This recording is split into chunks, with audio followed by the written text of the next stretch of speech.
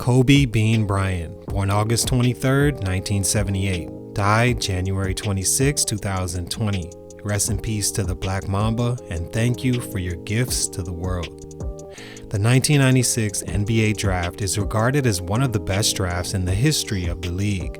It is well understood that drafting a player and projecting how good he'll be will never be the surest of tasks, and we must remember that hindsight is 20/20.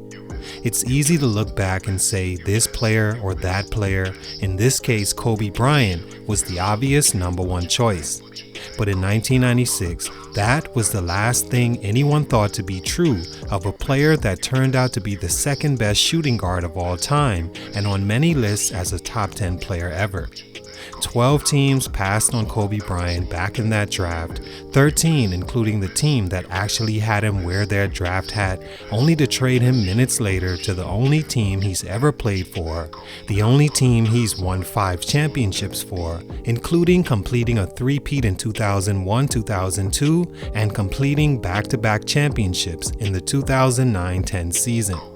He was the NBA MVP, 2-time Finals MVP, 18-time All-Star, 17 straight, and hasn't missed one since he was 21 years old. 9-time All-Defensive First Team, 2-time scoring champ, slam dunk champ as a rookie, Hall of Famer, and the list goes on for a player that had a career you can only create using joysticks and overpriced software. Here's the story of how the 76ers, Raptors, Grizzlies, Bucks, Timberwolves, Celtics, Clippers, Nets, Mavericks, Pacers, Warriors, Cavaliers, and last but not least, the Charlotte Hornets missed on Kobe Bryant. Kobe Bryant have decided to take my talent to Greatness of a person begins in 3 ways: a natural love for the craft, work ethic to see it through, or a young beginning and becoming a master at said craft by the time most figure it out. A young Kobe Bryant had it all. It's rare you see this, just like it's rare we see a player that turned out to accomplish what Kobe had by 37 years old. His love for the game kept him sharpening his skills even when moved to a different country where the popular sport wasn't basketball. He'd be mailed videos of NBA games while living in Italy and studied something different every time he watched. He once studied Scottie Pippen, and when asked what he liked about Pippen after, his answer shocked his father. He said he was watching Pippen's footwork on defense, enamored by how fast he moved his feet. This is when Joe Bryant knew he had something special. By the time Kobe moved back to America at 13 years old, he was already more skilled and studied in the game of basketball than most his age. Who knew that 4 years later, he'd be drafted into the NBA as a lottery pick and end up on one of the more storied franchises in sports history? The 76ers, number 1 pick, Allen Iverson.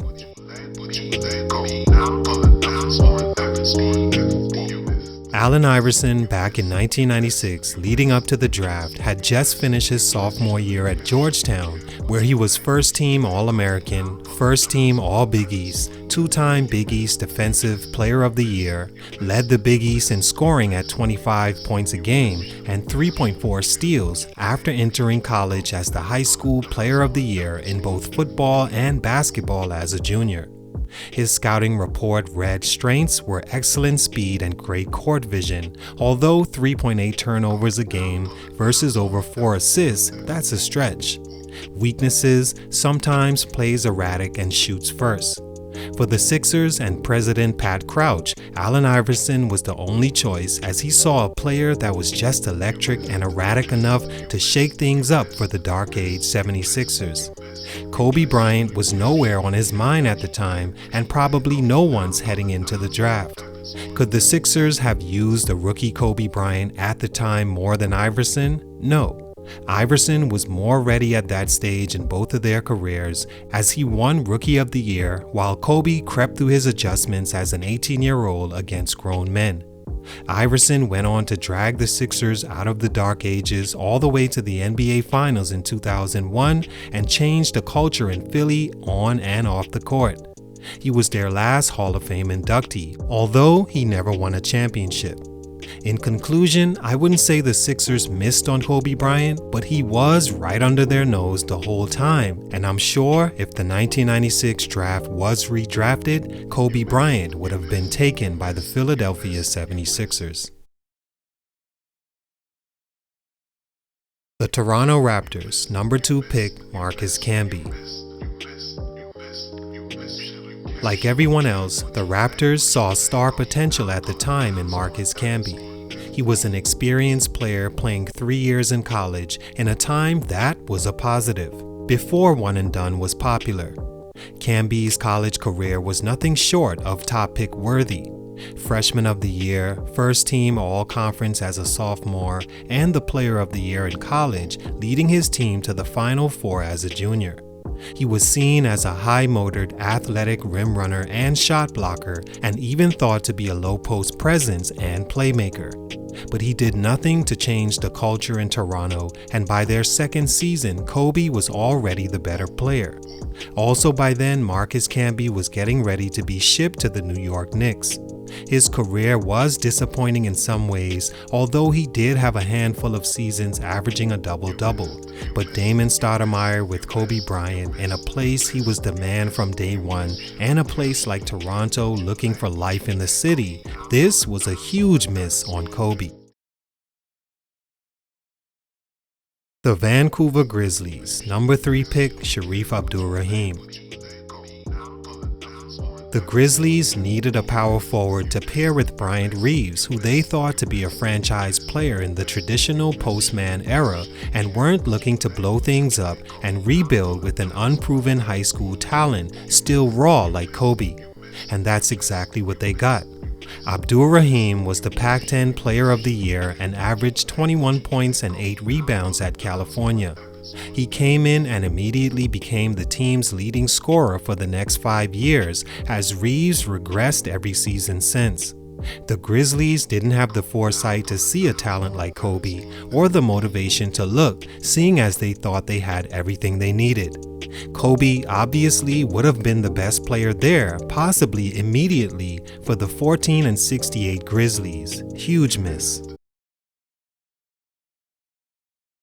The Milwaukee Bucks and Minnesota Timberwolves, number 4 and 5 picks, Stefan Marbury and Ray Allen. In the era of the guard and one of the first drafts with this many Hall of Fame talented ones, these two teams were eager to take one of the names making waves in college, which was still the focused melting pot of talent before the days of drafting as young as possible.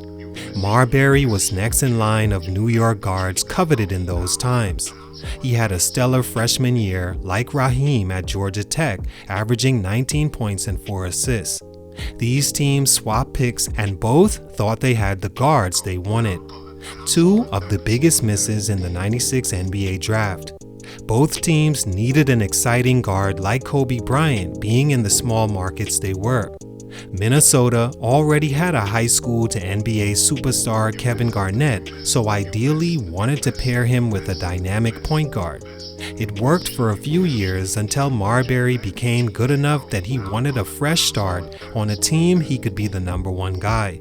He demanded a trade during the lockout-shortened '99 season and was traded to the New Jersey Nets. Ray Allen was one of the hottest names in the draft. Big Conference Player of the Year, All-American, averaged 23 points, 6 rebounds, and shot a third consecutive plus 40% from 3. A clear, immediate scoring impact with perfect size and skills along with proven talent, unlike Kobe, who the Bucks thought of taking but couldn't get a workout with prior to the draft because the Lakers had already begun moving behind the scenes because of their love for Kobe. Ray Allen turned out to be a Hall of Famer, but not all for the Bucks. After 6.5 seasons and 3 All-Stars, he was traded to the Seattle Supersonics mid-2002-2003 season and proceeded to have his best years. A definite miss on Kobe Bryant by both clubs. Boston Celtics number 6 pick, Anton Walker. The '96-97 Boston Celtics would have been a great place for Kobe Bryant. It was a storied franchise, missing the playoffs the season before and had no real superstar talent on the roster. The prospects of Kobe coming in and being good for them was a no-brainer and wouldn't cost them wins, seeing as they only won 15 in Walker's rookie year. There's infamous photos of Kobe Bryant working out for the Celtics, looking happy and assured. Kobe's interview was the best anyone had seen in the organization at just 17 years old. But the Celtics still weren't sure because he was a high school player and they didn't see his skills translating soon enough.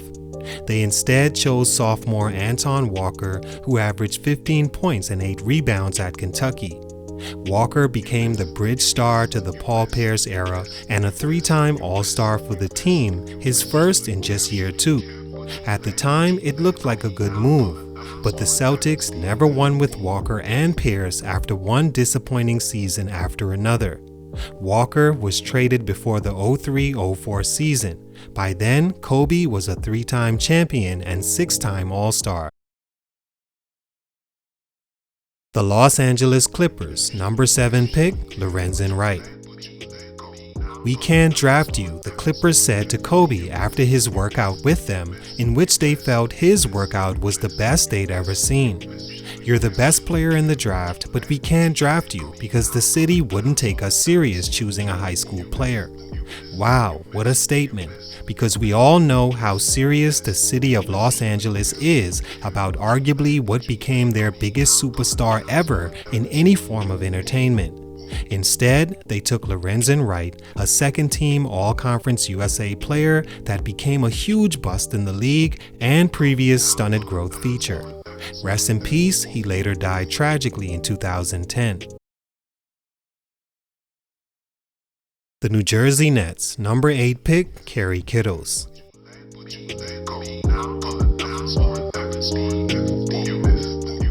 In what became one of the more imbecile misses on Kobe, the Nets' new GM John Nash and new coach John Calipari, who also had veto power in the draft room, worked out with Kobe and were sure he'd be the best player in this class by far. They had Kobe in for 3 workouts, which was unheard of at the time. They even told Kobe's parents they were drafting him. But ownership didn't want Kobe, specifically one of the Nets' 7 owners, Joe Todd. Todd worried Kobe would take too long to pan out and voted against taking him. He actually wanted to draft John Wallace from Syracuse. Then Cal and Nash received a call from Kobe's representatives that said not to draft Kobe, that he doesn't want to play near his parents who he had just had a falling out with, which turned out to be a made-up story. Kobe called Coach Cal himself and threatened to play in Italy if they did take him. The team drafted Kerry Kittles from Villanova, who became sort of a bust himself considering what they passed on for him. Huge miss for Calipari's NBA career and the Nets, who haven't won since Kobe was drafted, or ever for that matter. The Dallas Mavericks, number 9 pick, Samaki Walker. Dallas already had their core, so they thought of Jim Jackson, Jason Kidd, Michael Finley, and a young Jamal Mashburn. So they decided they wanted defensive presence and took Walker, the Louisville sophomore that averaged 15 points and 2 blocks. He was just 6'9", and in no way did this pick make sense, even going off what their plans were. Samaki Walker turned out to be one of the biggest busts of all time and had the worst career scoring averages of any top 10 pick that year. Huge miss for the Mavs, although I understand why they thought out of Kidd, Jackson, Finley, and Mashburn, at least one would turn out to be great for them. Kidd won a championship in 2011 in a return to the team. Not a huge miss, but I mean. Baseline. Working one-on-one with 4, with 3, with 2 on the clock. Kobe! He's got it again! The next 3 picks were all centers: Eric Dampier, Todd Fuller, and Vitaly Potapenko by the Pacers, Warriors, and Cavaliers. These has to be the biggest misses in this draft, as none of these players turned out to be good for their teams. Dampier played just 1 season for Indiana and became a bust in the NBA. Fuller played just 5 seasons and washed out the league as a bust also. And Vitaly Potapenko, selected right before Kobe, played until 2006 and never came close to living up to that pick. The Pacers still haven't recovered from that draft miss. The Warriors became champions decades later and has since recovered, to say the least, and the Cavaliers have had their ups and downs, more downs. All 3 teams could have used a player like Kobe, especially at those 10, 11, and 12 draft positions. And finally, the Charlotte Hornets, number 13 pick Kobe Bryant.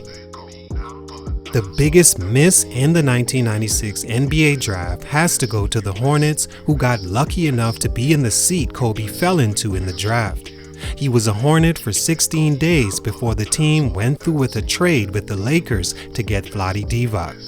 With veteran wings like Del Curry and Glenn Rice, the Hornets felt fine passing on unproven high school star Kobe Bryant.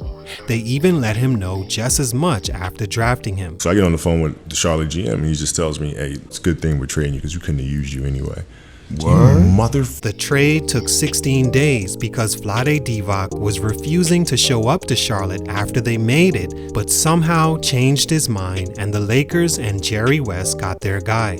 The Hornets haven't been good ever since the miss on Kobe, while Kobe went on to become an all-time great player and pillar of basketball. I'll sign off with this. Yes, many teams made mistakes and missed on a great talent like Kobe. But not even the Lakers saw what he'd eventually become early on, seeing as he was beat out by Allen Iverson for Rookie of the Year and a bench player in his first 2 seasons, even though he made the All-Star team in year 2 due to popularity with fans who selected the starters. He was the youngest to ever start in the event. His greatness is well documented, but those teams that missed on him just couldn't have known, or could they? He worked out for most of them and was right in front of their eyes. Some even told him he was the best. But cold feet for the most part, because he was a high school player 17 years old in a grown man's era, cost him to fall and these 13 teams to miss. Like and subscribe. Thank you for watching. See you on the next one. You missed.